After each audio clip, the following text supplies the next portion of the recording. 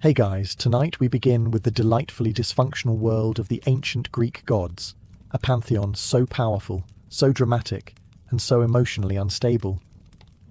So before you get comfortable, take a moment to like the video and subscribe, but only if you genuinely enjoy what I do here. And let me know in the comments where you're tuning in from and what time it is for you. It's always fascinating to see who's joining us from around the world. Now, dim the lights, maybe turn on a fan for that soft background hum, and let's ease into tonight's journey together. Let's begin with the big guy himself, Zeus, god of the sky, ruler of Olympus, and walking proof that absolute power absolutely fries your sense of boundaries. Zeus was the youngest son of Cronus and Rhea. His dad, like all great fathers, had a habit of swallowing his children whole to prevent them from overthrowing him. Romantic. Fortunately, Rhea saved baby Zeus by tricking Cronus with a rock in a blanket, which tells you a lot about how closely this guy paid attention. Once Zeus grew up, he led a divine rebellion against Cronus, sliced open his father's stomach, Freud would have a field day, and freed his siblings, Poseidon, Hades, Hera, Hestia, and Demeter. Boom. The original dysfunctional family was born. After the gods won the war against the Titans, Zeus became king. He ruled the heavens, controlled thunder and lightning, and was in charge of cosmic order, justice, and oaths. In theory, that is. In practice, Zeus spent most of his time transforming into various animals and seducing anything with a pulse. Swans, bulls, eagles, golden mist. The man had no chill and no consistent moral code. Imagine your country's Supreme Court justice turning into a goose to flirt with civilians. That's Zeus, but with more lightning. His love life was an open-source disaster. He married his sister Hera, which went about as well as you'd expect. He had dozens of affairs, with goddesses, nymphs, mortals, and probably one or two houseplants. The result? An overwhelming number of demigod children, many of whom had serious parental abandonment issues, and accidentally founded entire mythologies. But despite all that, Zeus wasn't entirely chaotic. When he wasn't cheating or chucking lightning bolts at mortals who didn't offer proper sacrifices, he did act as the cosmic referee. He enforced oaths, upheld law, and occasionally punished people for being more arrogant than he was, which, frankly, took effort. Zeus was respected, feared, and constantly causing PR nightmares for Olympus. He had power, presence, and zero understanding of personal space. He was both protector and predator, judge and joke, the ultimate divine contradiction. Hera is technically the goddess of marriage, family, and childbirth, which is ironic because her own marriage is an absolute dumpster fire in a golden chariot. She's Zeus's wife, also his sister, because, mythology. Their wedding was supposed to be the divine ideal of sacred union. Instead, it turned into a centuries-long soap opera filled with infidelity, revenge, and a shocking number of people turned into animals, or trees, or stone. Hera is powerful, the undisputed queen of the gods, but her power mostly expresses itself in one very specific way: vengeance. Not on Zeus, of course. No, that would be too simple. Hera's fury is laser-focused on the women Zeus seduces, or let's be honest, outright kidnaps, and their unfortunate children. She once turned a woman into a cow, cursed another to only speak in echoes, and in one particularly cruel moment, tried to kill baby Hercules with a pair of serpents. That was literally his baby. Hers? No. His? Still nope. It's hard to blame her entirely. Imagine being the goddess of marriage while your husband is out here inventing new forms of animal-based flirtation. But still, her divine coping mechanisms often included eternal curses and elaborate punishments. Therapy wasn't a thing in ancient Greece, so revenge was the next best option. Yet despite all that, Hera wasn't just a celestial grudge holder. She also protected women in childbirth, upheld the sanctity of marriage, theoretically, and punished oaths broken by mortals. She had temples, priests, and a devoted cult following. Cities like Argos and Samos worshipped her as a major force of divine order. In short, Hera was the goddess you prayed to when your husband was faithful. and the one who probably sent a plague when he wasn't. She's a fascinating paradox, the embodiment of female dignity and power in a system that constantly humiliated her. Her story isn't just about jealousy. It's about a woman who was supposed to symbolize unity, while holding Olympus together with pure spite and decorative fury. Poseidon was the god of the sea, earthquakes, storms, and, for some reason, horses. Because nothing says ocean god like a herd of galloping stallions. But hey, mythology. He was one of the three main brothers. Zeus got the sky, Hades got the underworld, and Poseidon got everything wet, which suited him just fine. He ruled over the vast oceans, commanded sea creatures both beautiful and nightmarish, and wielded a massive trident, not just a pointy fork, but a three-pronged divine rage stick capable of leveling entire cities. Poseidon was revered and feared in equal measure. Sailors prayed to him for safe passage. Fishermen made offerings. City builders asked his permission before putting anything too close to the shoreline, lest it become beachfront property by accident. But let's be honest, Poseidon had issues. Big, crashing, tidal wave-sized emotional issues. He was the classic unpredictable uncle. Sometimes generous, sometimes devastating, always a bit salty. One moment he's creating islands. The next, he's flooding your crops because someone forgot to thank him during a sacrificial goat ceremony. He once struck the ground so hard with his trident that he caused an earthquake, just because he lost a city naming contest to Athena. Seriously. She gave Athens an olive tree. He offered a saltwater spring. The people chose olives. He chose vengeance. That's Poseidon in a nutshell. He also had a rather complicated love life. There were nymphs, mortals, even one incident involving Medusa, which ended with her getting snake hair and a monster label, and him walking away without consequences. Classic. Despite all that, Poseidon wasn't just a stormy brute. He was a protector of seafarers, a builder of cities, and, in his calmer moments, a god of prosperity and fertility. He was essential to ancient Greek life, especially for a culture so dependent on the sea. But like the ocean itself, he was always one storm away from reminding everyone who was really in charge. Hades is the god of the underworld, not hell exactly, but a vast, gloomy realm where all souls eventually clock out for eternity. Contrary to modern pop culture, Hades wasn't evil. He wasn't even particularly cruel.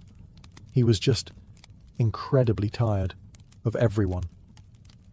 While Zeus got the sky and Poseidon got the seas, Hades drew the short straw and got stuck managing the ancient Greek version of customer service for the dead. For eternity, in darkness, surrounded by wailing, Hades ruled the underworld with a quiet, brooding authority. He wasn't flashy. He wasn't loud. He didn't throw lightning or crash weddings. He just showed up to work every day, managing the logistics of eternity and making sure souls didn't sneak out the back. The ultimate middle manager. His domain was called Hades too, because apparently naming a kingdom after yourself wasn't a red flag back then. It had sections for the heroic, Elysium, the average, Asphodel, and the truly awful, Tartarus, ancient Greece's version of a very long detention. And guess who had to oversee all of it? That's right, Hades, the goth workaholic of the gods. Now, about Persephone. Yes, he kidnapped her. Not great, definitely problematic. But also, and Greek mythology is nothing if not inconsistent, they actually grew into a functional, weirdly stable marriage.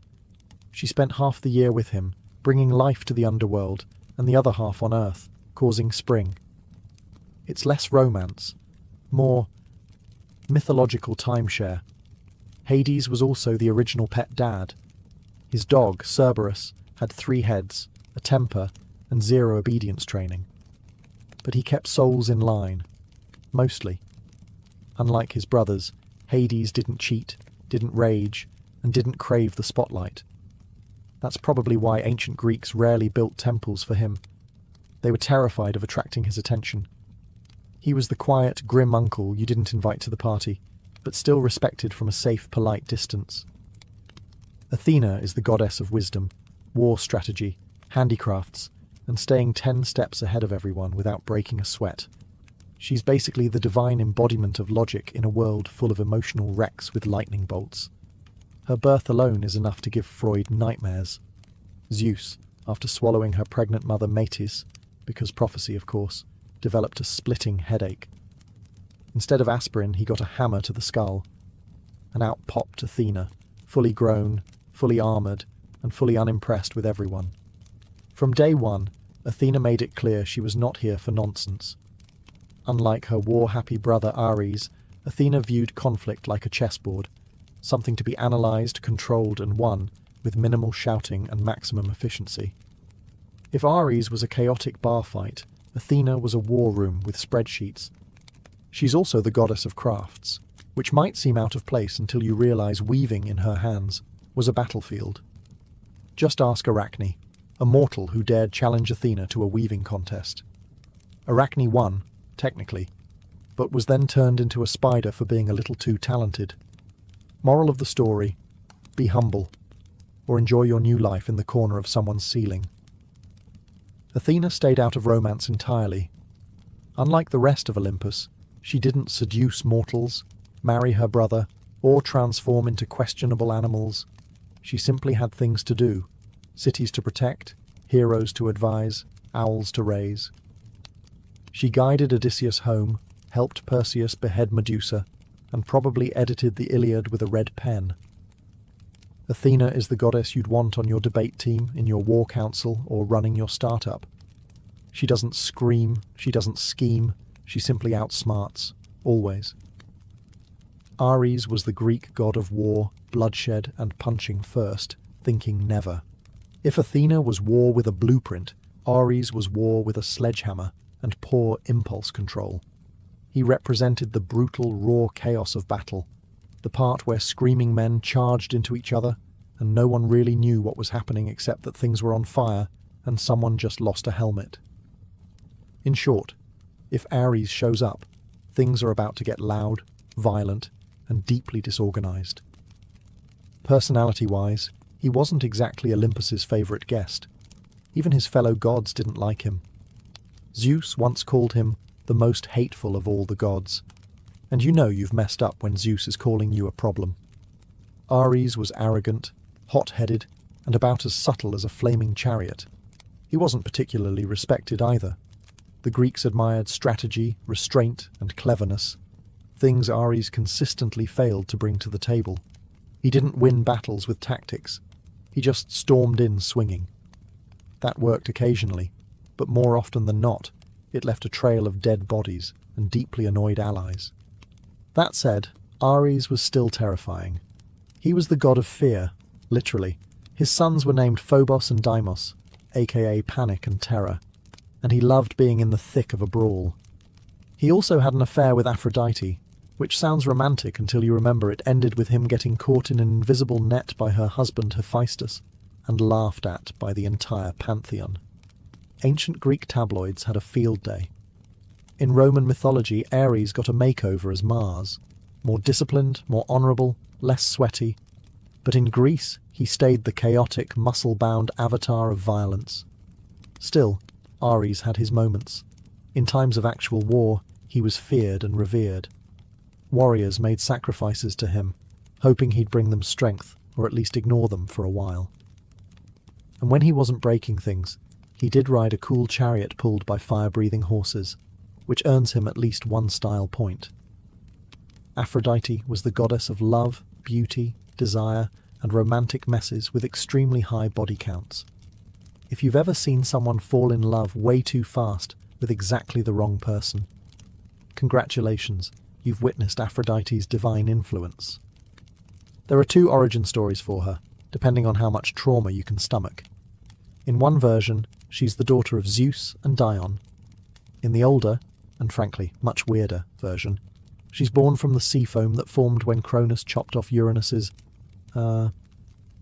godly equipment and tossed it into the ocean. And yes, that's probably the least romantic origin ever assigned to the goddess of romance. Aphrodite was so stunningly beautiful that mortals and gods alike basically lost their ability to make good decisions in her presence. She had an actual magical belt, the cestus, that made her irresistible to anyone, which, let's be honest, is a mildly unfair advantage in the love department. Despite being the embodiment of desire, Aphrodite's own love life was complicated. She was married to Hephaestus, the hard-working god of fire and blacksmithing, but she famously preferred the company of Ares, the god of war, which tells you everything you need to know about her taste in men.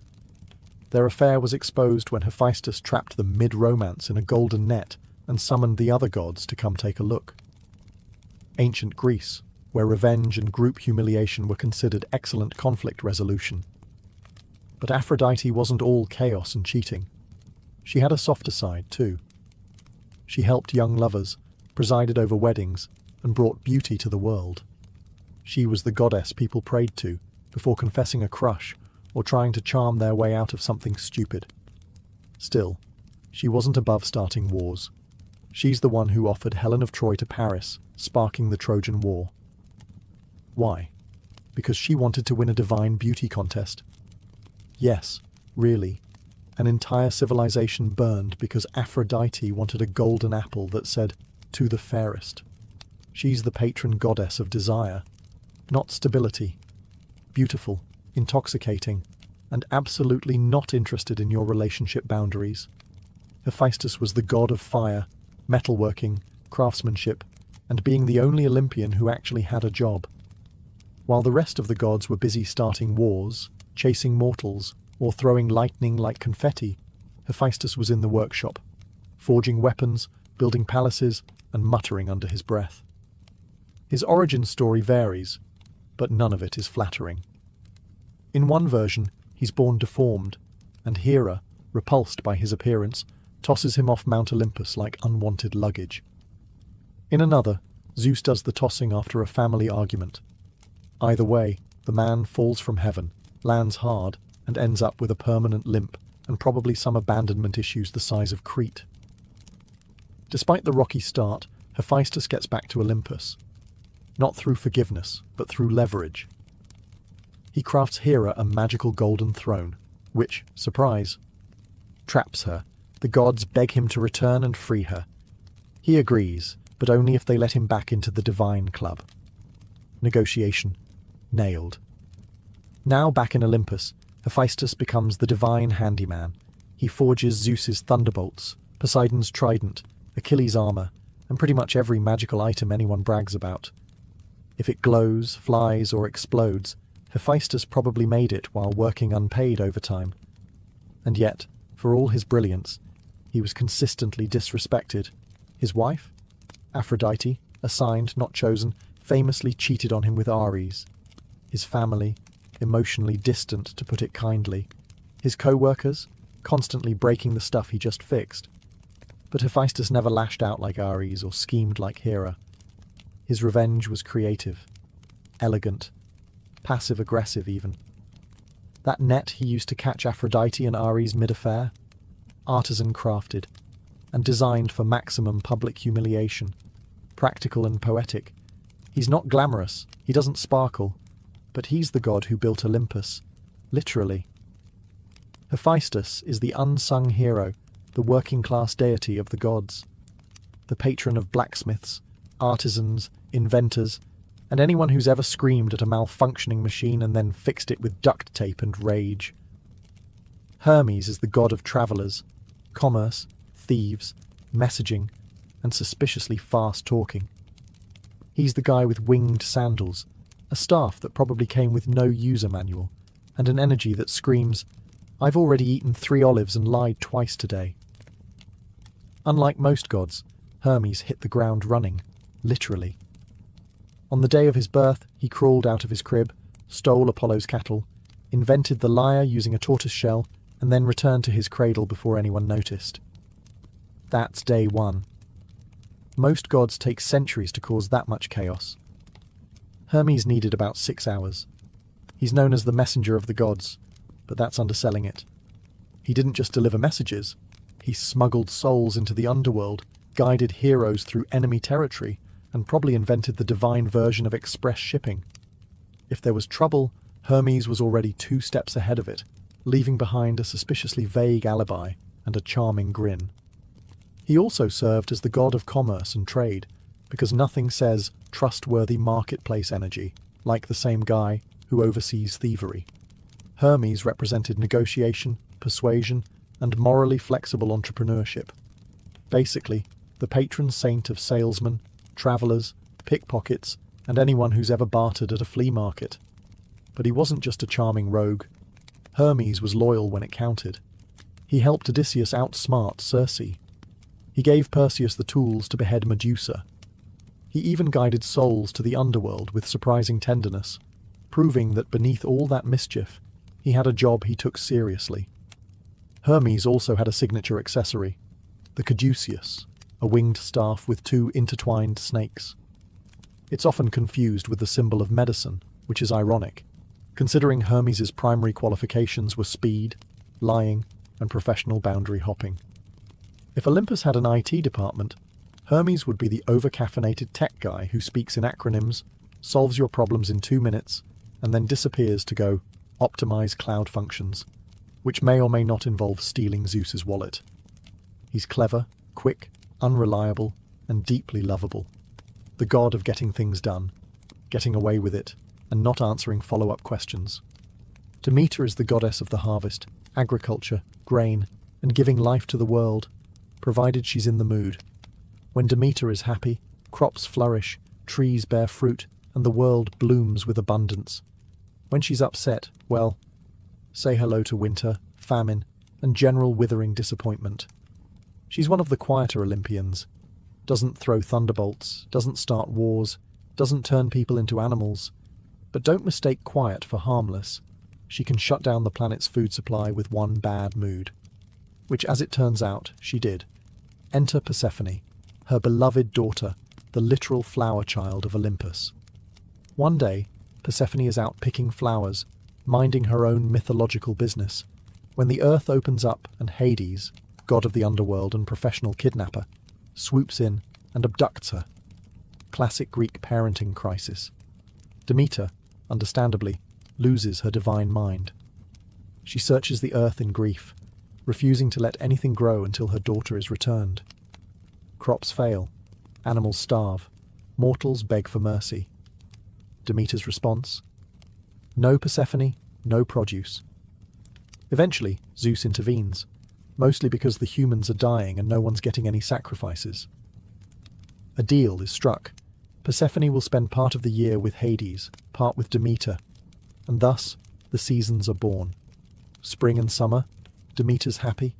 Fall and winter, she's pouting. So yes, one of the most important natural cycles in human existence comes from Demeter's seasonal mood swings. Global agriculture powered by maternal grief and emotional blackmail. Mythology at its finest. Demeter also had a strong sense of justice. She once taught humans how to grow wheat and build civilizations, then turned around and burned a royal baby because the parents interrupted her mid-ritual. It's a fine line between goddess of life and terrifying earth witch. But at her core, Demeter represents nurture, resilience, and the sacred bond between mother and child. She brings life from the ground and takes it away just as easily. Dionysus is the god of wine, revelry, fertility, theatre, madness, and those questionable decisions you make after your third glass of whatever he's pouring. He's the divine embodiment of YOLO, wrapped in ivy, slightly intoxicated, and possibly summoning a panther. Born under very dramatic circumstances, Dionysus started life as the child of Zeus and a mortal woman, Semele.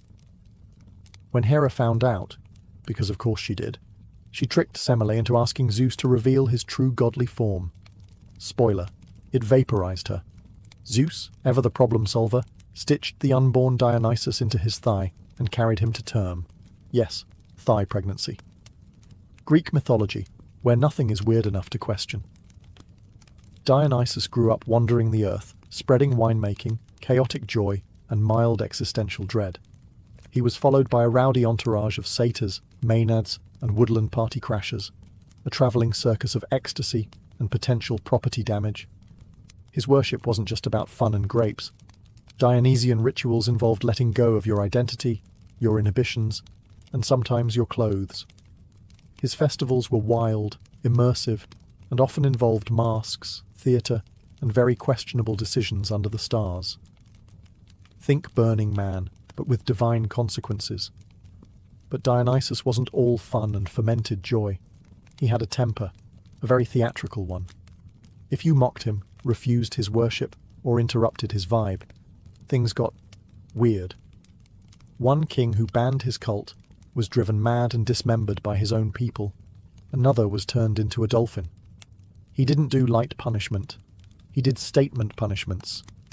Yet he was also deeply compassionate, especially to outcasts, misfits, and those outside polite society.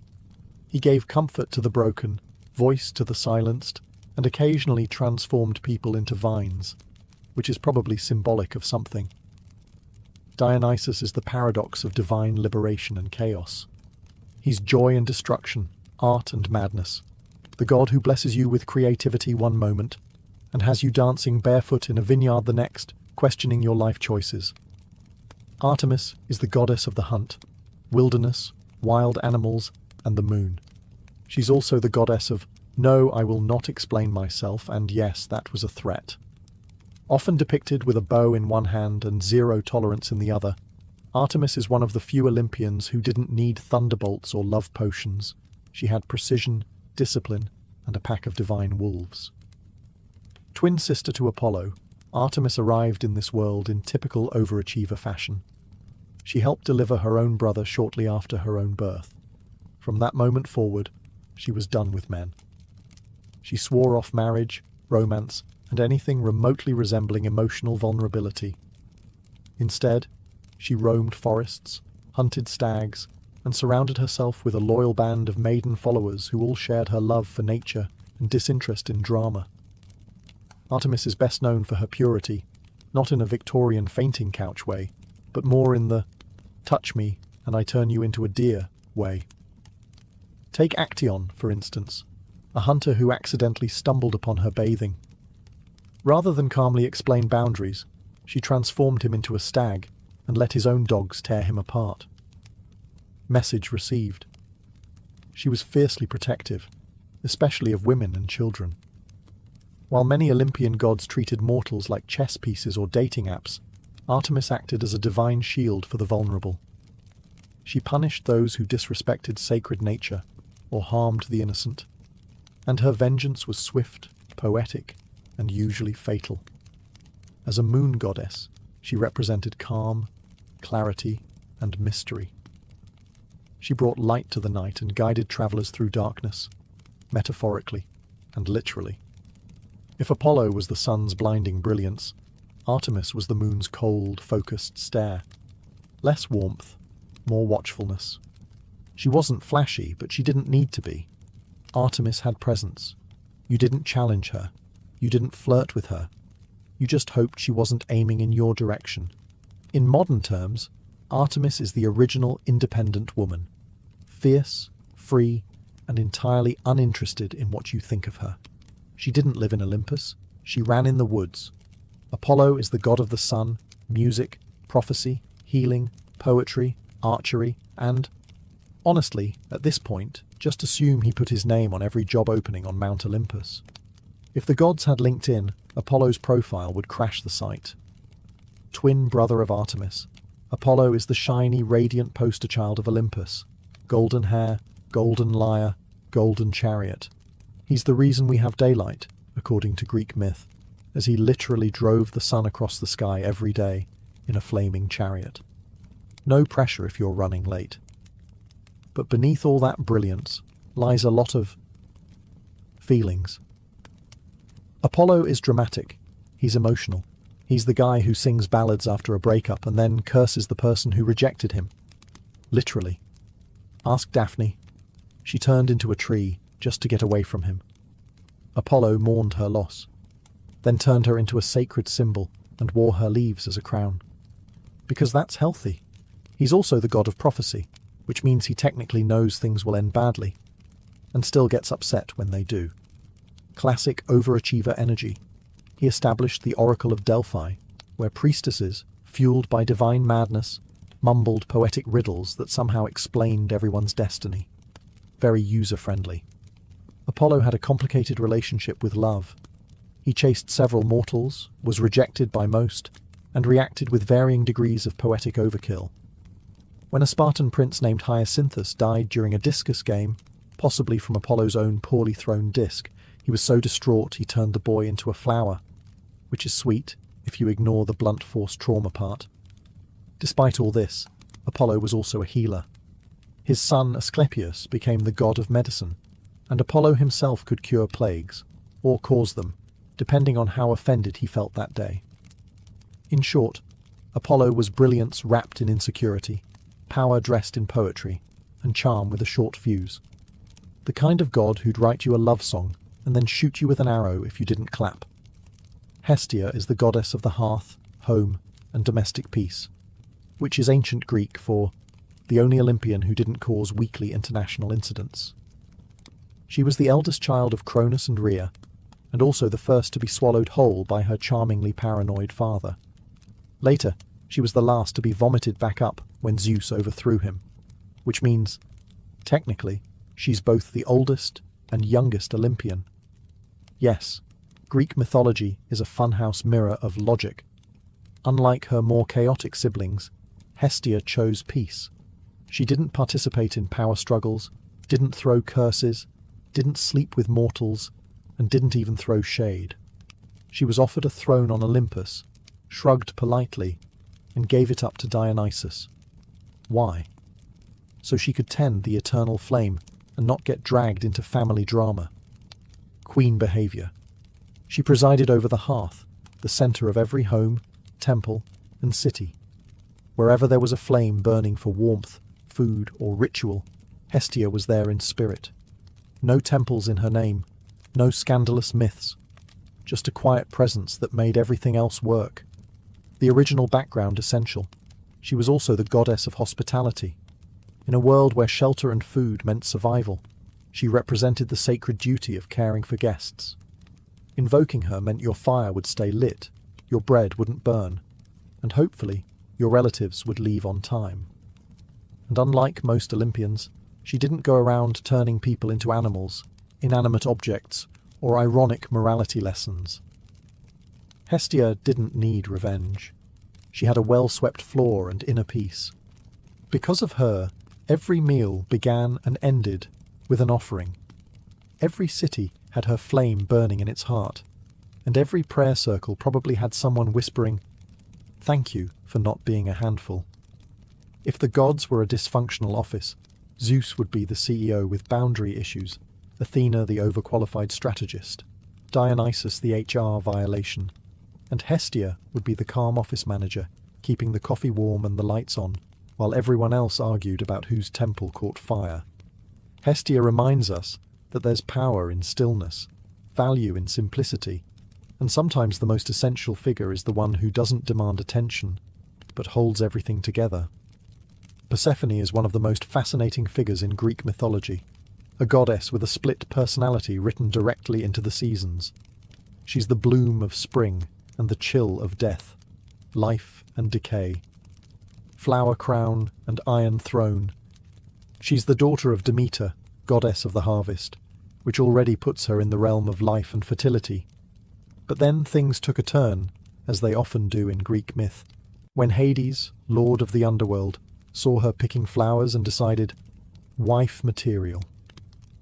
He abducted her, straight into the underworld. No discussion, no coffee first. Demeter, naturally, was devastated. She scoured the earth, and when no one told her where Persephone had gone, she shut down agriculture entirely. The result? Global famine and an angry mob of hungry mortals.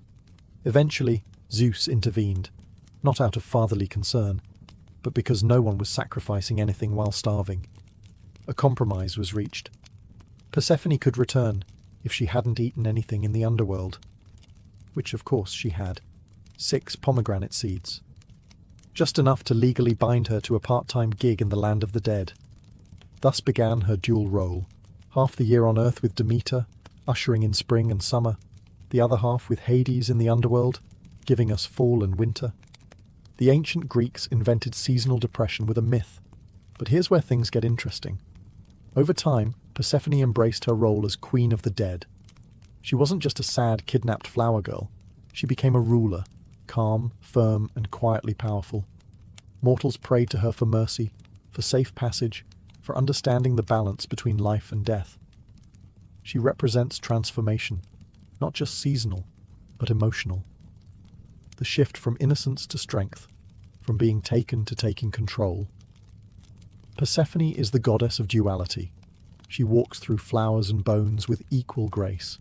She's the reason flowers bloom, and the reason they wilt. Before Psyche was even old enough to understand the word goddess, she was being compared to one. By the time she reached womanhood, statues of Aphrodite were gathering dust, while mortals travelled miles just to glimpse the face of this mortal girl. Her beauty wasn't simply admired, it was worshipped.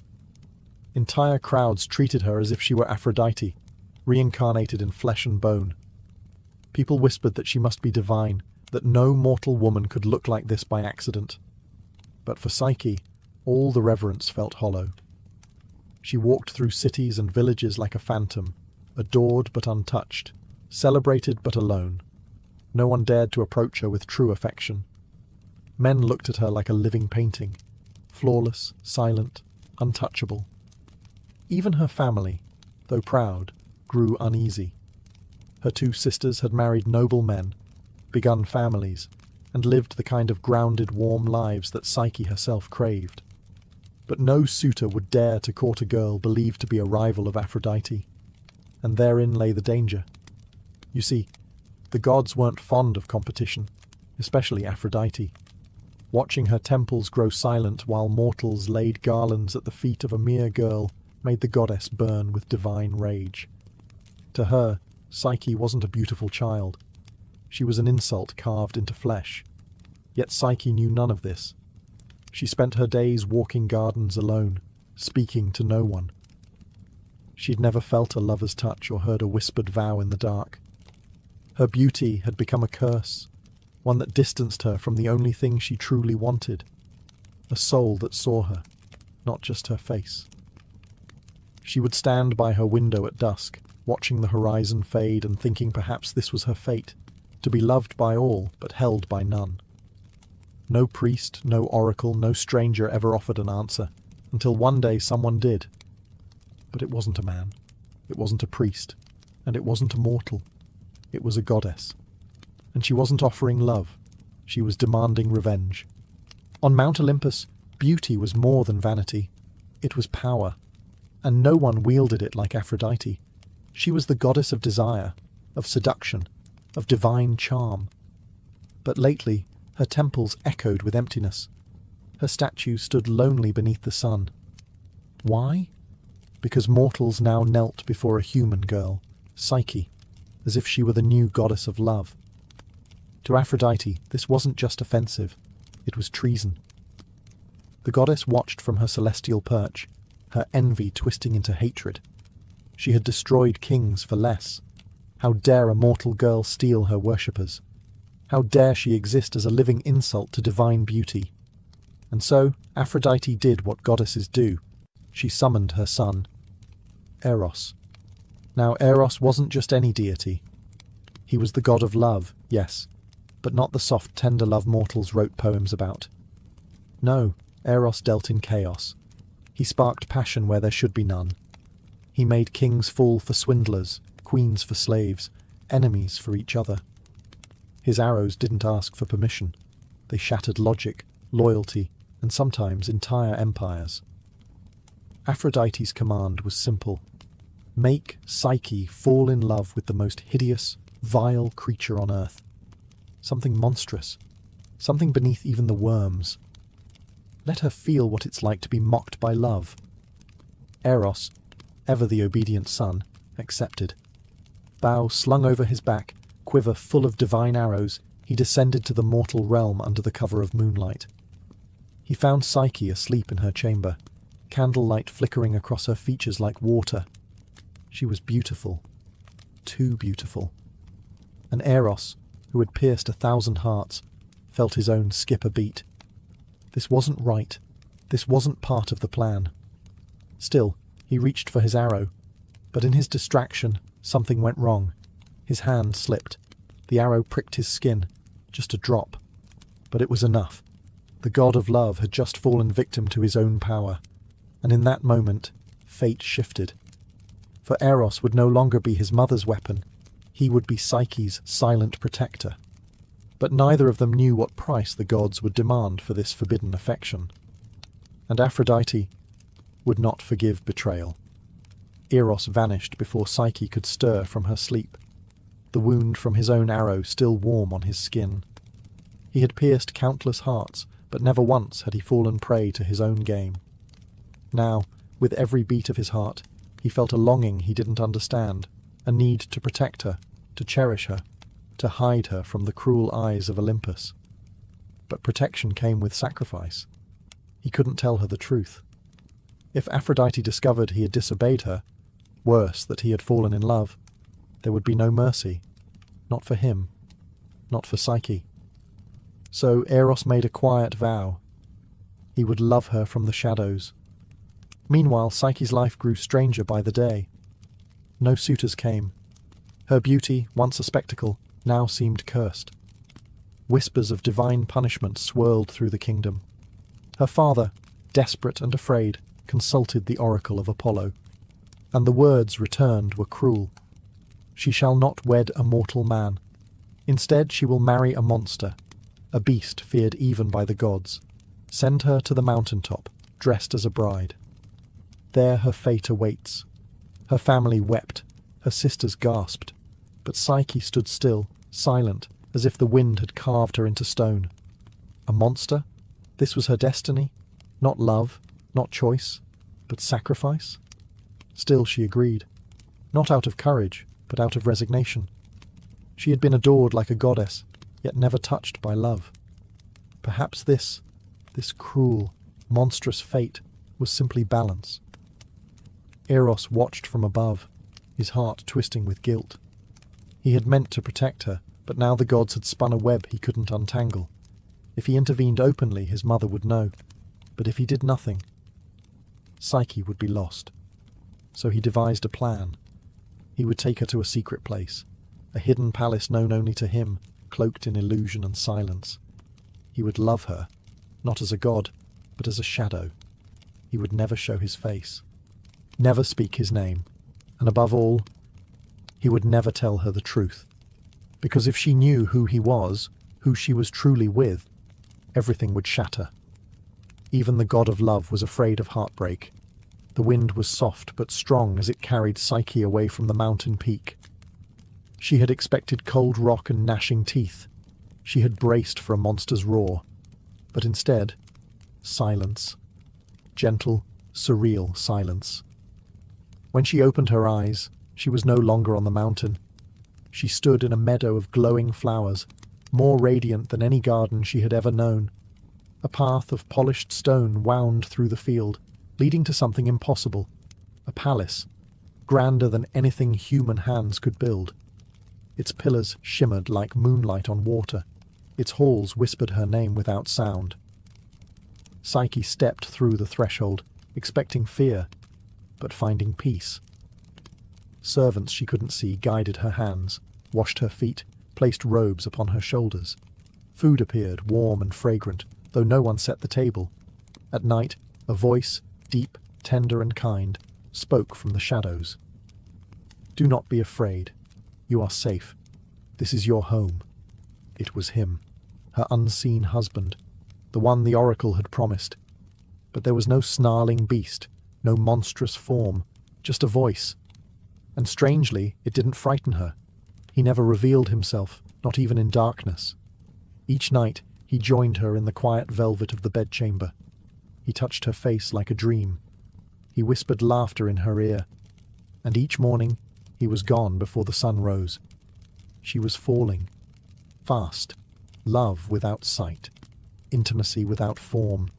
Each word he spoke made her ache for more, but the one thing he always begged was this: never try to see me. She asked once, gently, why? The voice tensed. "If you see me, I must leave you, forever." and so she obeyed. But the mystery grew heavier with each passing day. How could such a kind, thoughtful man be the monster the oracle warned of? Why must love hide its face? And why, when she whispered her name, did he never whisper his? Psyche told herself it didn't matter, that she didn't need to know. But the human heart is a curious thing, and the seeds of doubt, once planted, never stay buried for long, especially when family comes to visit, and especially when sisters come bearing poison disguised as love. It had been weeks, perhaps months. Time moved strangely in the invisible palace. Psyche knew peace, laughter, luxury, and love. But she also knew isolation. No faces, no names, no truth. Just a voice in the dark and shadows that kissed her lips. Then, one morning, her husband's voice was different. "Sorrow will follow if you see them," he said. "See who?" "Your sisters. They believe they come out of love, but what they bring is ruin." Psyche's heart cracked. She missed them. Their teasing, their warmth, even their jealousy. They were her last connection to the mortal world, to the girl she used to be before gods and palaces and mystery husbands. She pleaded, "Let me see them. Please. Just once."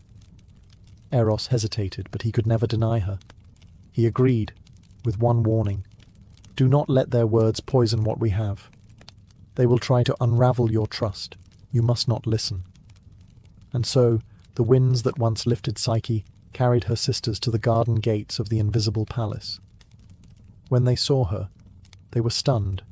She was alive, more than alive, radiant, draped in silks finer than any queen, her skin glowing like starlight. They embraced her, laughing nervously, hiding their envy beneath brittle smiles. "Where is your husband?" one asked. Psyche smiled. "He comes only at night. I've never seen him." The sisters froze. "You've never seen him?" She nodded. "He won't let you see his face?" The other gasped. "What if he's hideous? A beast? Or worse? What if he's one of the gods using you and laughing behind your back?" Their voices dripped with sweet concern, but Psyche felt the change. The old sibling rivalry was still there, now twisted into something darker. Jealousy sharpened their words. "He keeps you hidden, blind, dependent. Is that love or imprisonment?" The seed of doubt was planted. They saw it take root, and they smiled. As they left, they kissed her cheeks and whispered, "Just take a lamp one night, see for yourself. If he loves you, what harm can truth do?" Psyche watched them disappear into the wind, and for the first time since arriving in paradise, she couldn't stop shaking. Not from fear, from curiosity. That night, Psyche couldn't sleep. She lay in the dark, wrapped in silk sheets, his arms gently curled around her, his breath steady beside hers. But her mind was loud, louder than his heart, louder than love. Her sister's words kept repeating like a spell. "What if he's a monster? What if he's using you? What if he's not who you think he is?" She had trusted blindly. She had given herself, completely, to a voice in the dark. But was that love, or simply surrender? She slipped from the bed, silent as snowfall. Her bare feet kissed the cold floor, and in her hand she held a small bronze oil lamp, its wick already lit. Her heart thundered in her chest as she approached. Her fingers trembled as she leaned in, and when the light reached his face, she gasped. Not a monster, not a god in disguise, a man, beautiful beyond words. Golden curls tangled on the pillow, soft lips curved in sleep, and on his back, wings, feathered, divine, folded like a secret. This was Eros, the god of love, and he had chosen her. Her eyes filled with tears, not from fear, but from guilt. He had trusted her, warned her, loved her, and she had doubted. She leaned closer, wanting to kiss his lips, to whisper an apology before the light was gone. But fate is cruel. A single drop of hot oil spilled from the lamp and touched his bare shoulder. He awoke with a cry of pain and betrayal. His wings flared open, his eyes wide with heartbreak. "You broke your promise," he said, voice hollow. "You trusted fear more than love." "I'm sorry," Psyche whispered, falling to her knees. "I just wanted to know." Eros stepped back, his glow dimming. "Now you do." And with that, he vanished into the darkness. The palace crumbled behind him. The invisible world they'd shared unraveled like smoke. Psyche was left alone on a barren hillside, the lamp still warm in her hand and her heart shattered. She had seen the god of love, and lost him. Not to fate, but to doubt. Psyche wandered, barefoot and broken, across a world that suddenly seemed colder. The lush gardens, the silken halls, the voice that once lulled her to sleep, gone. The sky offered no answer. The earth gave no comfort. Only her regret remained. Each step was heavy with sorrow. She called out to Eros in forests, in fields, in rivers, even in dreams, but there was no reply.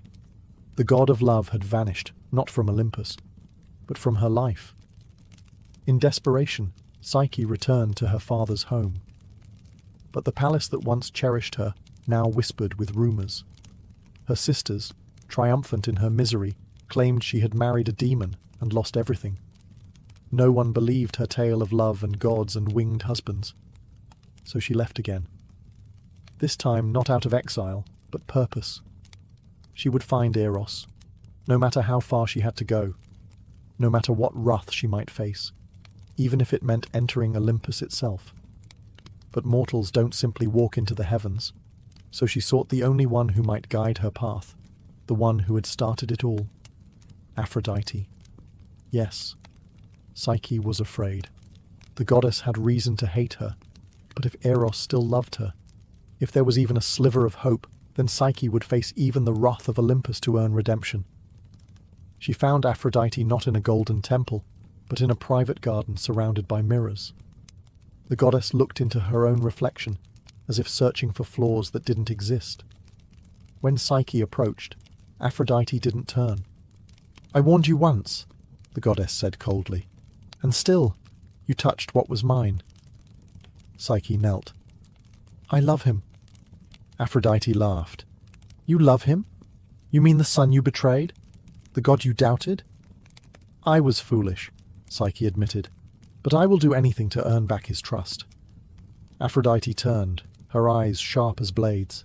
"Anything?" Psyche nodded. The goddess smiled, but it was not kind. "Then you will suffer. You will be tested. And perhaps, at the end of your agony, you'll be worthy of my son." Thus began a trial not of strength, but of devotion, and Psyche would have to face it alone. Aphrodite didn't waste time. Her beauty was legendary, but her cruelty, when provoked, was equally divine. If Psyche wanted even a chance to see Eros again, she would have to prove her worth through a series of impossible trials. The first task was deceptively simple. Aphrodite led her to a vast storage chamber, where mountains of seeds spilled across the floor: barley, millet, lentils, poppy, wheat, and beans, all mixed together into an indistinguishable chaos. "By nightfall," Aphrodite said with a yawn, "separate them, every grain, every seed, into its proper pile. If you fail, you'll never see my son again." Then she left, humming to herself. Psyche stared at the impossible task. Even 1,000 hands wouldn't be enough to sort such a mess in a day. She knelt anyway and began, picking seed after seed, her fingers shaking. Minutes passed like hours. Her eyes blurred. She wasn't even a fraction of the way through. But the gods are always watching, and so are their creatures. Unseen by Psyche, a line of ants had been watching her toil. Not just any ants. These were sacred to Demeter, goddess of the harvest. Perhaps they pitied the girl. Perhaps they were moved by love. In a sudden flurry of motion, hundreds of tiny legs raced across the floor. The ants formed living rivers, dividing the seeds with shocking precision. In minutes, the chaos became order. Barley to one side, lentils to another, millet in neat pyramids. It was like watching nature itself rewrite the laws of time. When Aphrodite returned at dusk, she was met not with failure, but perfection. She narrowed her eyes. "You had help," she snapped. Psyche bowed her head. "I only did what I could." Aphrodite's lips twitched with something between anger and amusement. She hadn't expected the mortal girl to complete the task, much less with grace. But no matter. There were still many more trials to go. Harder ones. Deadlier ones. "This was only the beginning," the goddess warned. "If you want to see Eros again, you'll need more than luck." And yet Psyche, exhausted, sore, but standing, nodded. "I'll do whatever it takes." Because love, true love, was worth more than divine comfort or mortal pride. And Psyche's war had only just begun. Psyche barely had time to rest before Aphrodite handed her the second task, this one even crueler in its design. "See that river down there?" the goddess asked, pointing to a winding stream glinting beneath the afternoon sun. "It runs beside a meadow where wild rams graze. Their wool is made of gold. Bring me a tuft of it, just a handful, but do try not to die." She smirked and vanished, leaving Psyche to face what she knew was more than a simple chore. These were no gentle creatures. The golden rams were sacred, their eyes wild and their horns sharp as spears. They were known to gore anything that entered their field, tearing intruders apart without warning. They glittered like treasure, but guarded it with rage. Still, Psyche climbed down the hill and approached the field. She crouched by the reeds, heart pounding, watching the creatures roam. Their hooves cracked against stones. Their growls echoed low and primal. There was no way she could survive entering their territory in daylight. She sank to her knees, tears welling, fear clawing at her resolve. But once again, the world watched. A quiet whisper drifted through the tall grass. A soft voice, like reeds swaying in rhythm. It was a spirit of the river, an old presence bound to the stream. "Do not enter the field while the sun is high," the spirit murmured. "The rams rage under daylight, but when twilight falls they rest in the shade. Wait, and then gather the wool from the thorny branches where it has snagged. No beast will miss it." Hope returned. Psyche waited. Hours passed. The golden rams, one by one, wandered into the trees and settled into slumber. As darkness fell, she crept forward, quiet, careful, and found tufts of golden fleece tangled in brambles and bark. By moonlight, she gathered the wool and returned to Aphrodite, who narrowed her eyes at the shimmering handful in Psyche's palm. "You live again," the goddess muttered. "Curious." But Psyche said nothing. No pride, no gloating, just silent strength, because love had taught her something even the gods had forgotten. Courage grows quiet, but it endures. And though Aphrodite was not finished testing her, Psyche was far from finished fighting. Aphrodite was growing frustrated. Psyche had survived tasks meant to crush her, using nothing but determination and a strange, unshakable luck. The goddess's smile was gone now, replaced by cold calculation. And so, for the third trial, she gave Psyche an errand that should have ended her story for good. "Fetch me water," she said. "Not from a well, not from a stream, but from the river Styx itself." Psyche paled. The Styx was no ordinary river. It marked the boundary between the world of the living and the dead. Its waters were sacred, cursed, and fatal to touch. Even the gods approached it with fear. Mortals didn't survive its banks. They didn't even return. Still, Psyche nodded. Her journey led her to the edge of a cliff so steep it seemed carved by the hands of titans. Far below, the river Styx churned like black glass, and from it rose vaporous curses and the cries of lost souls. Its current didn't flow. It coiled like a living serpent. Worse still, guarding the river were monstrous winged beings, sentries of the underworld. They swooped and screamed at anything that moved, claws sharp enough to tear bone from flesh. There was no way down, no path forward, no hope. She collapsed beneath a rock ledge, clutching the crystal vial Aphrodite had mockingly handed her. "Just a sip," the goddess had said. "Enough to show you tried." But then, a shimmer. A high-pitched hum filled the air, and from a crack in the stone emerged a tiny creature. An eagle, massive by bird standards, regal and golden-eyed. Sent by Zeus himself, the eagle of thunder and kings. Without a word, it took the vial from Psyche's hand, spread its wings, and soared down the deadly cliff. The sentries shrieked, but dared not attack, for even death respected Zeus's command. Within moments, the eagle returned, placing the sealed vial, filled with Styx's shimmering, cursed waters, into Psyche's trembling hands. She didn't ask why Zeus helped her. Perhaps Eros had once helped him. Perhaps even gods respected love's endurance. When Psyche returned to Aphrodite, the goddess accepted the vial with stony silence. Psyche had passed again, but the final trial would take her where even gods fear to go, and not all love stories survive a journey into the underworld. Aphrodite's voice was colder than the Styx itself. "For your final task," she said, "you will journey to the realm of Hades. There, you will beg Queen Persephone for a box of her beauty. A gift, you see, for me. I'm feeling quite worn lately. Your existence exhausts me." It was a death sentence. Even the boldest mortals avoided the underworld. The living did not enter Hades' realm and return, but Psyche no longer hesitated. If the path to Eros lay through darkness, then darkness would not stop her. Guided by whispers from sympathetic voices, some say Demeter, others say invisible demons of kindness, she found a hidden entrance, a cave that pierced the world's surface like a forgotten scar. She brought with her 2 coins for Charon, the ferryman, and barley cakes for Cerberus, the 3-headed hound. Every step deeper drained the warmth from her bones. The air was thick, not with smoke, but silence. The souls she passed drifted like memories, thin, hollow, and unreachable. At the river Acheron, Charon accepted her payment and rowed her through still waters stained with forgotten grief.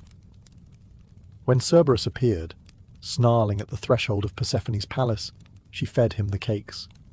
He quieted, licking his blood-stained jaws. Inside, Persephone sat serene on her obsidian throne, eyes like polished garnets. "You come for beauty," the queen said, not unkindly. "But at what cost?" "I do not want it for myself," Psyche replied. "I must deliver it to Aphrodite." Persephone nodded. Perhaps she too understood the madness of love. She handed Psyche a small sealed box, plain, unmarked, and yet unbearably heavy. "Do not open it," the queen warned. "It is not meant for your eyes." Psyche thanked her and turned to leave. The journey back was quiet, but heavier now, with temptation. The box pulsed in her hands. Surely just a peek couldn't hurt. She told herself no, over and over. But doubt, like before, crept in. What if this beauty made her worthy of Eros again? What if this was the final key? The surface was near. Her heart raced, her fingers twitched, and as light returned to her face for the first time in days, she opened the box, and darkness consumed her. The moment Psyche opened the box, expecting light and beauty, a cold mist spilled from it like a breath from the grave. It wasn't beauty, it wasn't divine radiance. It was sleep, not ordinary sleep, but the deathless slumber of the underworld, crafted by Persephone to preserve her power, not to beautify Aphrodite. Psyche didn't scream. She didn't collapse. She simply dropped. Her body fell softly onto the grass at the edge of the mortal world, the sealed box beside her, her limbs frozen, her breath silenced. She wasn't dead, but neither was she alive. Caught in an eternal pause, her heart stilled by her own curiosity. And that might have been the end of Psyche. But love has a way of surviving even death. Far away, in Olympus, Eros had not forgotten her. His wounds had healed, but his heart had not. He had kept away at his mother's command, tormented by visions of Psyche toiling through impossible trials. and when he heard she had entered the underworld, he knew. She had done it for him, defying Aphrodite, braving death, all for love. That was no mortal girl. That was a queen. Eros defied his mother, bursting from Olympus in a blaze of wings and gold. He raced through the skies, the clouds splitting at his heels, until he found her, motionless, silent, lying like a marble statue kissed by the dusk. He fell to his knees beside her, and he wept. Not tears of sorrow, but of rage, of regret, of love too big for words. He lifted the box gently and sealed it shut. Then, without hesitation, he leaned down and kissed her lips. Not a magical kiss, not a spell, just a kiss, a promise, a memory, a plea, and her eyes fluttered open. Psyche gasped, the sleep lifting like fog. Her hands reached for him before she could even speak. "Eros," she breathed. "You came back," he whispered. "I never stopped loving you." He held her tighter than ever before. And in that moment, all the gods who had watched, some amused, some angered, finally understood. Even the god of love had met his match. Their reunion shook Olympus. Eros, the god of love, had defied his mother. Psyche, a mortal, had defied death. And together, they had crossed the boundaries between divine and human, between duty and desire. Such love was dangerous. Aphrodite was livid. She stormed into the court of the gods, demanding punishment. "This mortal," she cried, "has mocked the gods, meddled with sacred laws, and corrupted my son. She must be erased." But the gods were no longer so certain. They had seen Psyche's trials, witnessed her suffer, persevere, and rise again. Her love had survived what no mortal love ever had. Still, the matter had to be decided, and so they turned to Zeus.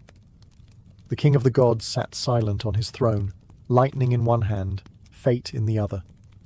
He had watched all of it, from Psyche's fall to her rise, from her doubt to her devotion. At last, he spoke. "There is power," Zeus said, "in a love that endures." Aphrodite opened her mouth to protest, but he raised a hand. "You have tested her. She has passed. More than any mortal I have ever seen. She is not unworthy of Olympus. She is proof that even mortals can love like gods." Then he turned to Eros and Psyche. "You want to be together, truly, forever?" They both nodded. "Then so be it." With a flick of his hand, Zeus summoned a goblet filled with ambrosia, the drink of the gods. He offered it to Psyche. "Drink, and you will no longer be mortal. Your heart will beat with eternity. Your soul will live among us. But your trials will not be erased. You will carry them, as we all carry the stories that shape us." Psyche took the goblet. Her hands didn't tremble. She drank. Warmth spread through her, not burning but blooming. Her senses expanded. Her heartbeat slowed, then deepened, like a bell tolling across centuries. And just like that, she was divine, no longer mortal, no longer less. Eros took her hand, and in front of all Olympus, they were declared husband and wife. Love, for once, had not ended in tragedy. It had been crowned. The moment Psyche drank the ambrosia, the transformation was complete, not just in body, but in spirit. Her skin shimmered with divine radiance, her eyes now holding galaxies rather than tears. The gods who once scoffed at her mortal blood now watched in awe. For the first time in Olympus's long memory, a mortal had earned her place among them, not by bloodline, but by devotion. She was no longer Psyche the girl, or Psyche the beautiful. She was now Psyche the immortal, a goddess in her own right. Even Aphrodite, who had once cursed her, could no longer deny what stood before her. A woman who had faced death, temptation, betrayal, and isolation, and still chosen love over pride. Still, the goddess of love wasn't quick to forgive. But Eros, ever his mother's son and yet fiercely Psyche's husband, stepped forward. "She is no rival to your beauty, mother," he said gently. "She is something else entirely, the soul that understands love. And in that moment, the tension melted, not completely, but enough.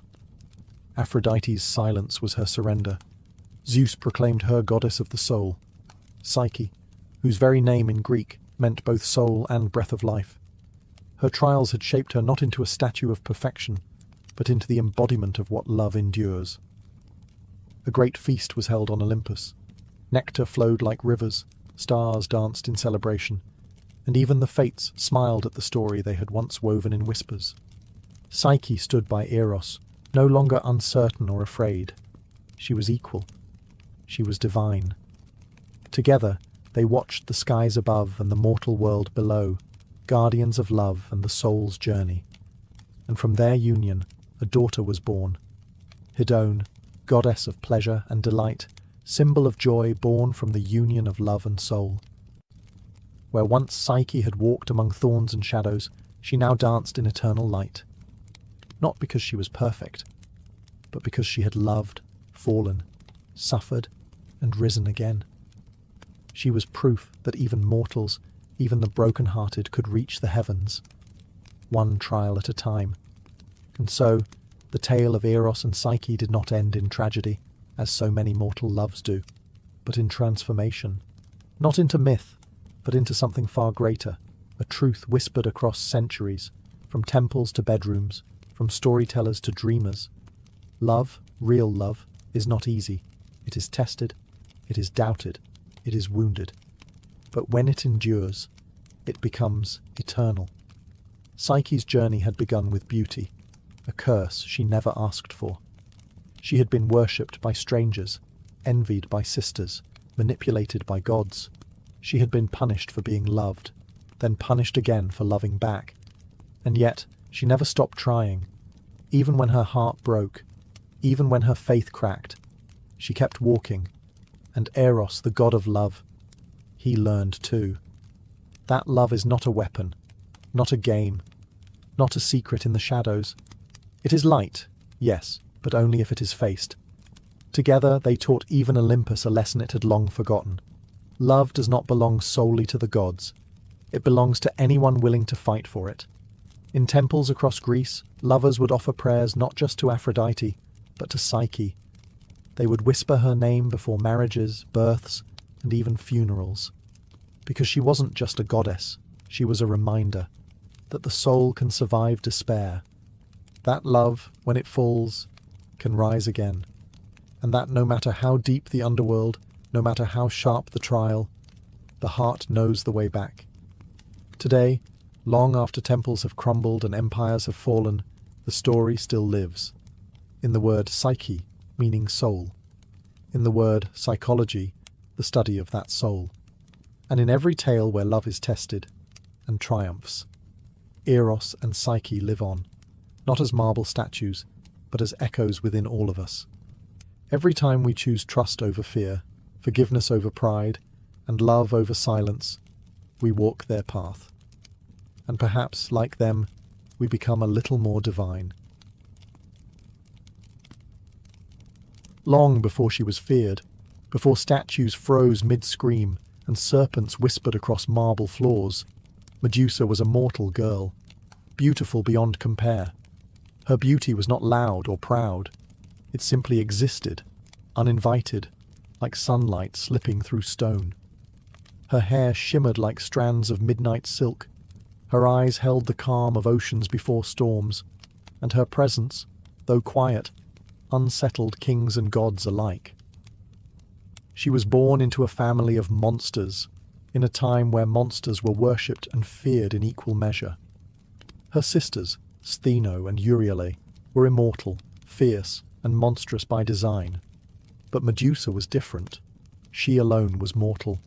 She alone could die. And perhaps that made her even more precious. But Medusa wanted no throne, no lovers, no crown of divine favor. She chose something rarer, devotion. As a young woman, she entered the sacred service of Athena, the virgin goddess of wisdom, war, and restraint. In the echoing marble temple built high on cliffs above the sea, Medusa swept the floors, lit the incense, and whispered prayers long before dawn. She took the vows of chastity, purity, and silence, not because she was forced to, but because she believed. She admired Athena, not just as a goddess, but as an ideal, strong, untouchable, above the chaos of mortal hearts.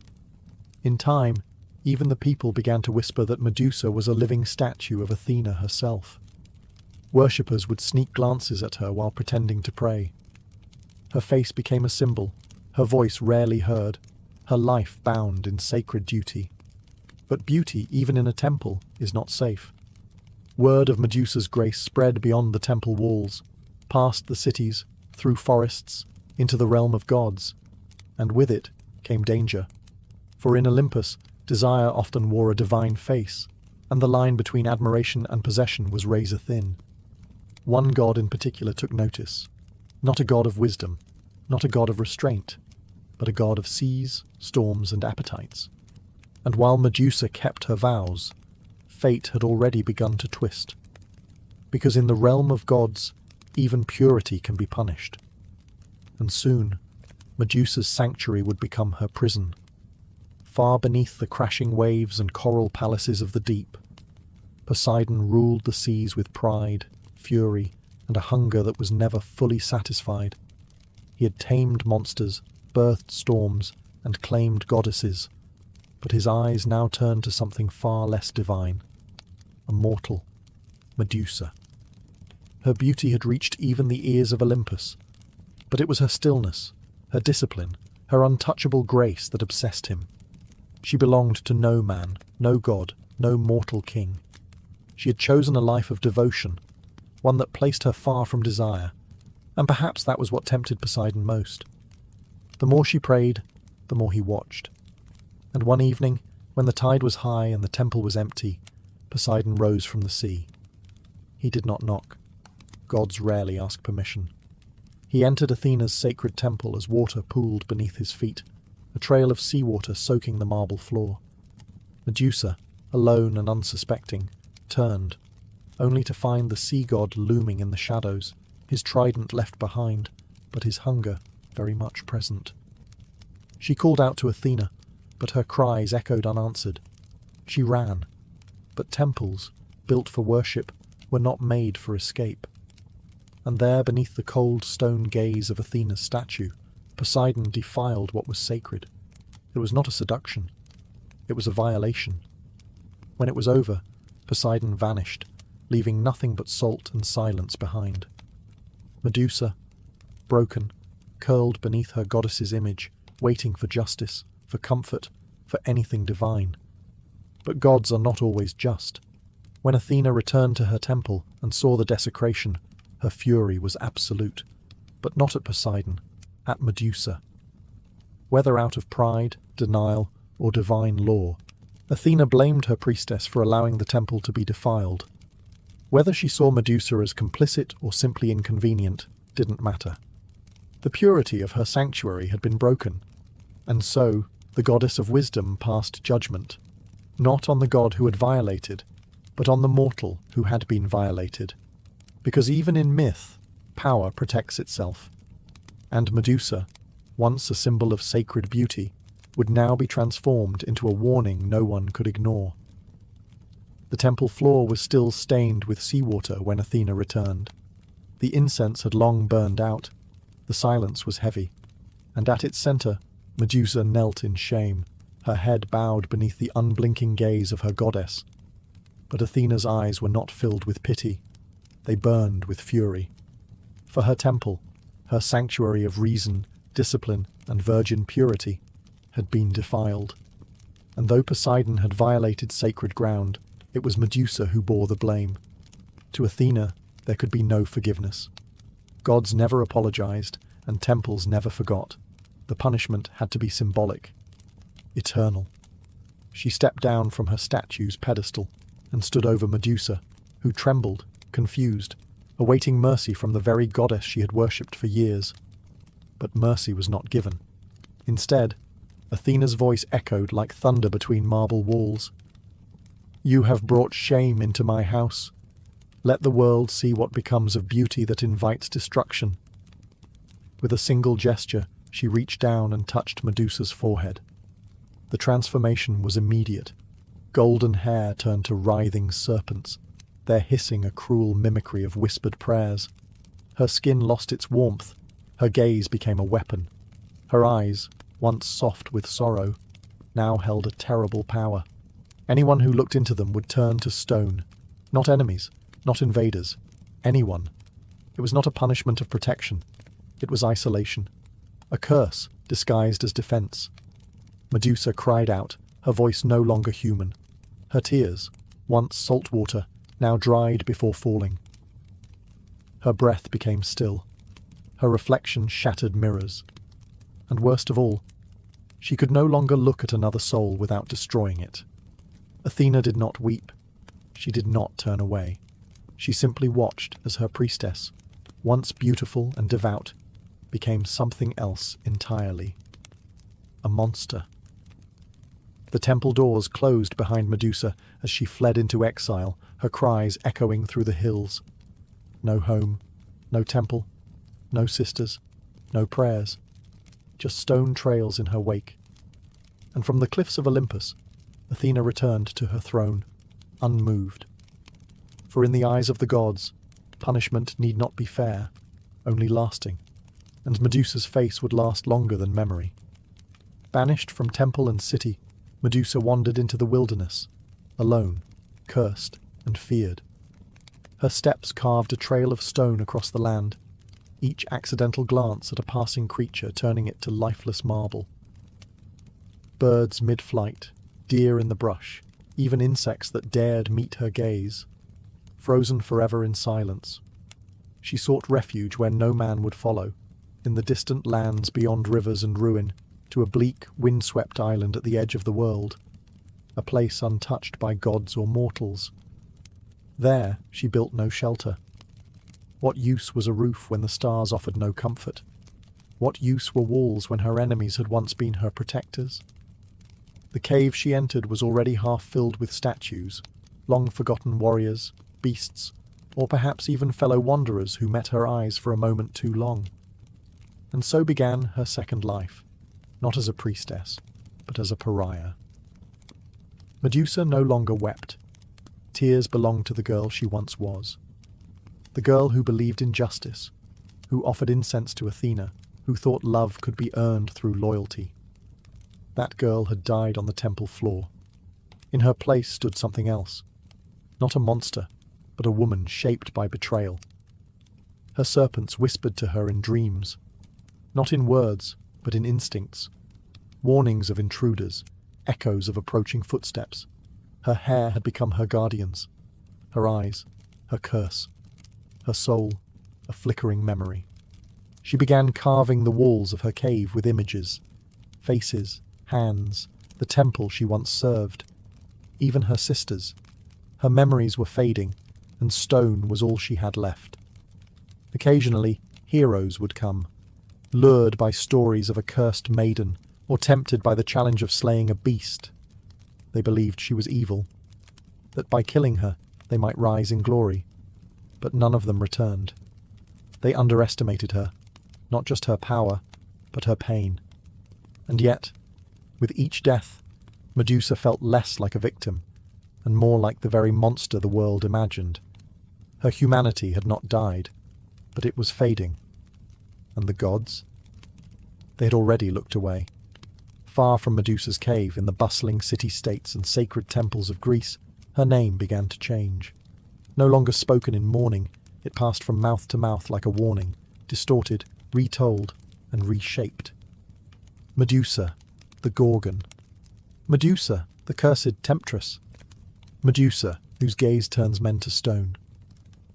Her past as a devoted priestess, a mortal girl who served the gods, was buried beneath myth.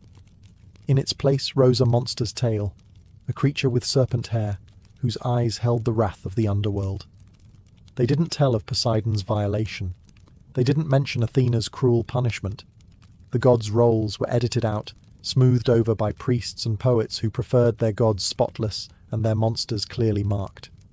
Children were warned to obey their parents, or Medusa would come in the night. Soldiers carved her image onto shields, not to honor her, but to mock her. Her face became a symbol of fear, a cautionary tale. And yet, her image spread. Artists painted her on pottery. Her twisted silhouette danced across mosaics. Her snarling face was carved into temple walls, not in reverence, but as a weapon, used by the very gods who had cast her out. Medusa, from exile, could only feel the weight of their words. She didn't ask to become legend. She didn't ask to be feared. She had simply survived. And survival, to those in power, is threatening. On the mainland, some whispered of her as more than a monster. Old women in mountain villages left offerings near caves, murmuring that Medusa protected women who had been hurt. They didn't fear her, they pitied her. They called her guardian of the wronged. But these voices were soft, and the roar of hero myths drowned them out. Medusa remained hidden, unaware of how deeply her name had split. Monster to some, martyr to others. What she did know was this. No matter how far she hid, they would keep coming. Men with swords and shining armor. Men who thought killing her meant glory. Men who had never cared who she was, only what she had become. And somewhere, a new challenger was already being born. A boy who would grow into a man, a hero, and her final visitor. While Medusa lived in exile, her legend spreading like wildfire, a boy named Perseus was born to a different kind of silence, a prison of prophecy. His mother, Danae, had been locked away in a bronze tower by her father, King Acrisius, desperate to stop a prophecy that her son would one day cause his death. But the gods don't respect mortal locks. Zeus came to Danae not with love, but as golden rain, slipping past walls and warnings. From that divine encounter, Perseus was born. When the king discovered the child, he dared not kill a son of Zeus directly. So he cast mother and infant into the sea, sealed in a wooden chest, a quiet execution wrapped in cowardice. But the sea, ruled by Poseidon, carried them not to death, but to refuge. They washed ashore on the island of Seriphos, where a fisherman took them in. Danae raised Perseus in hiding, teaching him strength, humility, and the silence of survival. She never spoke Zeus's name. She never told her son what kind of god had sired him. Years passed. Perseus grew into a sharp-eyed young man, clever, strong, but untested.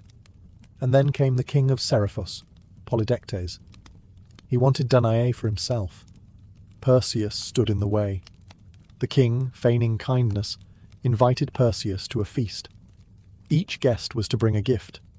Perseus, poor and proud, brought nothing. Polydectes sneered. "Then bring me the head of Medusa." Laughter followed. It was meant to humiliate him. But Perseus, stung by pride and unaware of the truth behind the name, accepted. The gods watched with interest. Athena, perhaps still nursing guilt over what she'd done to Medusa, saw an opportunity. She would aid this boy, not for justice, but for balance. She and Hermes came to Perseus in dreams, whispering guidance. They gave him tools, winged sandals to fly, a polished shield like a mirror, an adamantine sword, and the helm of Hades to vanish from sight. But no gift came without purpose. Perseus had been chosen not just to kill a monster, but to complete a myth. One that began not with him, but with a girl, alone in a temple, praying to gods who never listened. Perseus set off with divine tools at his side, and the weight of a king's challenge on his shoulders. But finding Medusa was not as simple as crossing land or sea. Her location had been buried by time, hidden even from the gods who had cursed her. To find her, Perseus needed answers that no mortal could give. He sought out the Grey, 3 ancient sisters who shared a single eye and a single tooth between them. They were older than gods, draped in shadow and spite, living in the void between light and nightmare. They knew where Medusa slept, for they were her kin. Perseus didn't beg. He didn't plead.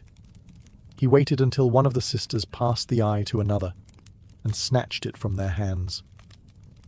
"Tell me," he demanded, holding their only vision hostage, "or remain blind forever." They hissed, but they spoke. They told him of a distant island, beyond mortal maps, past crags that tore ships to splinters, where stone statues littered the shores like fallen soldiers. An island where no birds sang and no stars dared linger. The lair of Medusa. And so Perseus flew, sandals slicing through clouds, heart pounding. Not with fear, but anticipation. He saw himself returning to Seriphos with a head in his hands, triumphant, Danae proud, Polydectes humbled. He did not yet question the story he'd been told. That Medusa was a monster. That she deserved to die. The gods had prepared him, but they had not warned him. They had not said that her cave was lined with the remains of men who called themselves heroes. They had not said that her eyes were not cruel, only cursed. And they had not said that her face, beneath the serpents behind the myth, still carried the shape of a woman once full of faith. As he flew across the sea, the winds howled louder, as if trying to speak. But Perseus heard only silence, a silence the gods knew well. Because when you create a monster, the last thing you want is for someone to hear her speak. When Perseus landed on the shores of the island, the world seemed to hold its breath. No breeze, no bird song, only statues, hundreds of them, scattered like fallen warriors across the cliffs and crags. Their faces were twisted in terror, mouths frozen mid-scream, eyes wide with the last thing they ever saw. Her. He stepped over stone limbs and shattered shields, his sword sheathed, his mirrored shield held tight. Athena had warned him, never look at her directly, use reflection, be swift, be silent. But what the goddess hadn't said was why the statues looked not just terrified, but surprised, as if in their final second they'd realized they were wrong. Perseus moved deeper into the cavern, wings folding behind him. The air was thick with damp moss, snake musk, and something else. Sorrow. The serpents hissed before he saw her, a low symphony of warning and weariness. Then she appeared, not charging, not roaring, not even aware. Medusa slept, coiled on a bed of stone, arms curled around herself like a child. Her face, in the mirrored shield, was peaceful, fragile. A strange beauty lingered, though her features were half hidden beneath the tangle of venomous serpents that rested for now in slumber. She did not look like a monster. She looked like someone who had been left behind. Perseus hesitated. This was not the roaring beast sung about in legends, not the terror painted on urns and shields. She was just a woman, cursed, asleep, and utterly alone.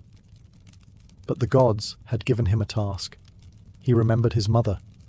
He remembered the mocking voice of Polydectes. He remembered glory. And so he raised the sword, his eyes fixed on the mirrored shield. He took one step closer. A snake lifted its head. Medusa stirred. Her eyes fluttered, still closed. She did not scream. She did not fight. She barely breathed. And in that moment, Perseus struck.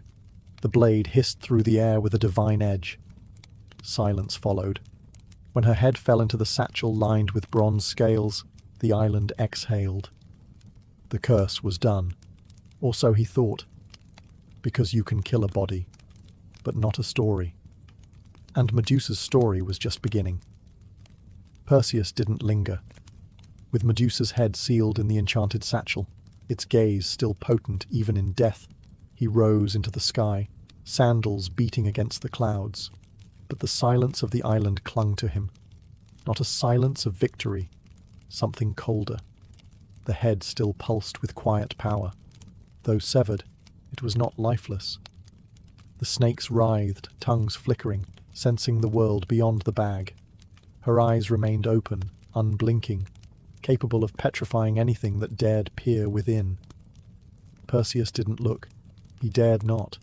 The gods had given him a weapon now, a divine trump card, but he began to feel uneasy carrying it. As he flew across the ocean, creatures of shadow stirred in the waves.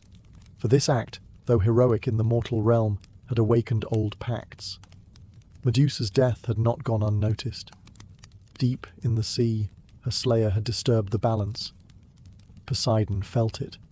Athena knew it. The fates wove quietly. And far above Olympus, a storm began to gather. Still, Perseus pressed on. His thoughts were consumed with what came next. He would return to Seriphos. He would silence King Polydectes, free his mother, restore his name. He would be a hero. That's what the stories promised. But the weight of the satchel told another tale. He remembered the mirrored shield and the face he'd seen. She hadn't snarled. She hadn't lunged. She'd been sleeping. Was that truly a monster? Or had he killed a warning wrapped in misunderstanding? He pushed the thought aside. The gods had guided him, hadn't they? But as the wind howled louder, Perseus noticed something odd. The head was humming, not a sound, but a sensation, as if it still remembered the world, as if the soul of Medusa, cursed, betrayed, mutilated, still looked outward, still aware, still waiting. And though Perseus would go on to slay monsters, rescue maidens, and carve his name into the stars, he would never again sleep soundly, because sometimes, at night, he swore he heard the faint rattle of snakes beneath his bedroll, and sometimes he dreamed not of victory, but of a girl kneeling in a temple, begging the gods to protect her. Perseus returned to Seriphos with wind-swept hair, divine armor, and the head of a legend tucked under his cloak. The people greeted him with cheers, unaware of what lay in the satchel, unaware of what it had cost. But King Polydectes was no fool. He had never expected the boy to survive. His challenge had been a death sentence wrapped in mockery. So when Perseus strode into the palace, head held high, the king's sneer quickly turned to unease. "You brought me a gift?" Polydectes mocked, trying to hold on to control. Perseus nodded once. "A token of your request." And with that, he opened the satchel. For a brief second, Polydectes met the gaze of Medusa. Just a second. It was enough. Stone cracked through his skin like frost on glass. His eyes froze wide. His final breath was trapped behind lips turned to granite. The king, so smug, so cruel, was now nothing more than a statue. The room erupted in screams. Courtiers fled. Some fell to their knees. Perseus remained silent, his expression unreadable. His mother, Danae, rushed to embrace him. Finally free. And still, Perseus said nothing about the girl in the cave. To them, Medusa was a monster defeated, a tool used, an obstacle overcome. No one asked who she had been, but Perseus remembered. The way her body fell, the way her face in the mirror had not snarled, but pleaded. Still the story spread quickly. Songs were sung, temples raised. Perseus was called Gorgon Slayer, champion of the gods, breaker of curses. They etched his name into marble, never once carving hers beside it. In his later years, he'd place Medusa's head on Athena's shield, by the goddess's own command. Her face, once scorned, was now turned outward as a weapon of divine justice. But not justice for her, justice for others. Even in death, Medusa served. Even in silence, her power remained. And Perseus, the golden hero, walked beneath that shield for years to come, every victory won with the face of the woman he had slain. He was loved. She was feared. And neither could change the roles the gods had written for them. After Perseus's triumph, Athena summoned him to Olympus, not just to praise him, but to claim what had always belonged to her. Not the sword, nor the sandals, nor the helm of Hades. She wanted the head of Medusa. Perseus obeyed, offering the satchel without question. And with practiced grace, Athena took the severed head of her former priestess and affixed it to her shield, her aegis, turning it into a weapon of legend. The Gorgon's face, once radiant, once innocent, now snarled in frozen rage from the bronze curve of the goddess's arm. Wherever Athena marched, war followed. Enemies turned to stone at the sight of it. Cities fell. Statues of the aegis spread across temples and coinage. Her shield became both warning and banner. But no one ever asked why Medusa had been cursed in the first place. Athena, the goddess of wisdom, carried the face of a woman she had once punished, not as a reminder, not out of guilt, but as a symbol of divine power, of what happens when mortals overstep. Yet some whispered differently. Some said Athena was not reclaiming a weapon, but granting Medusa immortality. That by placing her on the Aegis, she ensured Medusa would never be forgotten. That the girl who had once cried in her temple was now etched into eternity, where even the gods had to carry the consequences of their actions. But the truth, as always with gods, was layered in paradox. Athena had condemned Medusa for shaming her temple, and now she wielded that same shame as a trophy. The transformation was complete. Medusa had been a priestess, then a victim, then a monster, now a weapon, an icon. And yet, somewhere in the curve of that sculpted jaw, in the tragic slant of her petrified eyes, something still lived, something the world couldn't unsee. Because even as she turned armies to stone, there were always a few, just a few, who looked upon her face and didn't see a monster. They saw a question, a protest, a warning, and that is a power no blade could match. Medusa's face now stared outward from Athena's aegis, unblinking, eternal. To most, it was a symbol of divine terror, of enemies turned to stone, of battles won with a single glance. But to those who looked closer, that gaze held something more than fury. It held memory. It held injustice. It held the truth no temple scroll ever dared to write. Through the centuries, warriors marched behind that shield, unaware that the face they wielded once belonged to a woman who had never raised a hand in violence. Her curse, gifted by the gods, had become a tool of empire. The weaponization of her trauma was complete. Still, her eyes continued to see. Long after her voice had been silenced, her gaze bore witness to 1,000 battles. She watched kings rise and fall. She saw temples crumble and heroes turn cruel. She saw altars raised to men who had called her a monster, and prayers whispered by women who understood what she had lost. And sometimes, those women left offerings. Tiny clay serpents placed at hidden shrines, a lock of hair wrapped in cloth, a whispered name buried in the dark, not out of fear, but remembrance. Because long before Medusa became a cautionary tale, she had been a protector.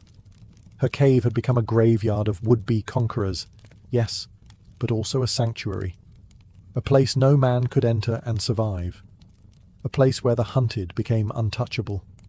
In time, her legend fractured. To some, she remained the Gorgon. To others, she became something else entirely, a symbol of resistance, a goddess of wrath and wounded justice, a spirit that stood between the powerless and the predators. Her myth bent and twisted as myths do, but the core remained. A woman wronged, a woman reshaped by pain, a woman whose story had been stolen, but whose stare could never be taken away. And so her gaze endured, across paintings, sculptures, shields, coins, and dreams. And in every retelling, someone new would pause, someone would ask, was she really the monster? And in that question, Medusa lived again. Centuries passed. Empires crumbled. New gods rose and fell. But Medusa endured, not as flesh and blood, but as symbol and shadow. Her face, chiseled into marble and cast in bronze, migrated across cultures. In Byzantium, in Rome, in forgotten corners of the world, her image lingered just beneath the surface of myth and memory. But something strange happened over time. The tale began to split. In one version, she remained the monster, the Gorgon, the serpent-haired killer who turned men to stone with a glare. Her head became a talisman against evil, mounted above doors, gates, and armor. Soldiers carried her into war, hoping her legend would strike fear deeper than any spear. But another story quietly grew alongside it, one whispered by poets, philosophers, and women whose voices rarely made it into scrolls. In this story, Medusa was not a beast to be slain, but a wronged woman, punished for beauty, cursed for a crime committed against her. This version didn't roar, it murmured. It asked why a goddess of wisdom would punish her own servant, why the god of the sea would face no consequence, why so many men sought to kill her when she simply wanted to be left alone. In taverns, in libraries, in hidden corners of temples, these questions bloomed like weeds in cracks of marble. And slowly, the image of Medusa began to shift again. She became a mirror, not of terror, but of truth. Women began to see themselves in her, survivors of violence, victims of silence, souls forced to wear the label of monster simply for being feared. Her serpents were no longer a punishment, but a crown. Her eyes, not a curse, but a defense sharpened by betrayal. Even now, in modern tales and art, Medusa rises again, not to petrify, but to testify. She stares from paintings with grief and fury.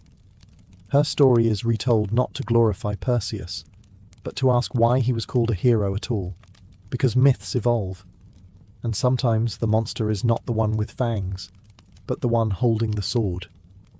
And in every generation that dares to question the old story, Medusa blinks, just once, and watches them begin to understand.